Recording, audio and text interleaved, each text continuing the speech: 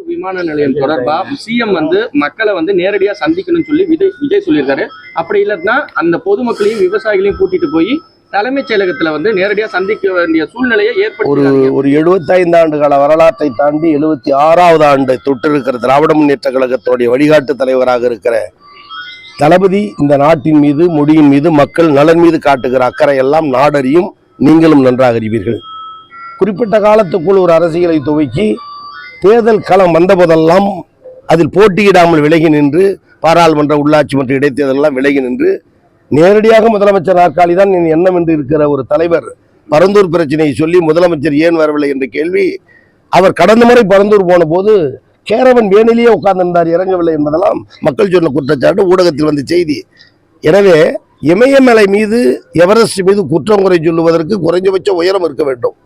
அது இல்லாத நிலையில் இருக்க ஒரு தலைவர், இன்னும் சொல்லணும் அரசியலில் ஒரு கத்துக்குட்டி, ஒரு மூத்த தலைவர் இப்படி செய்ய வேண்டும் அப்படி செய்ய வேண்டும் என்று சொல்லுகிற அந்த பேச்செல்லாம் இன்னும் ஒரு அரசியல் பாடத்தை கற்றுக்கொள்ள வேண்டும் என்ற நிலையை தான் நாங்கள் உணர்கிறோம். அவருடைய மதிப்பீடு தவறு. எல்லா நிலையிலும் உணர்ந்த தலைவர் நம்முடைய தலைவர். எதை எப்போது எப்படி செய்யும் என்பது அவருக்கு தெரியும்.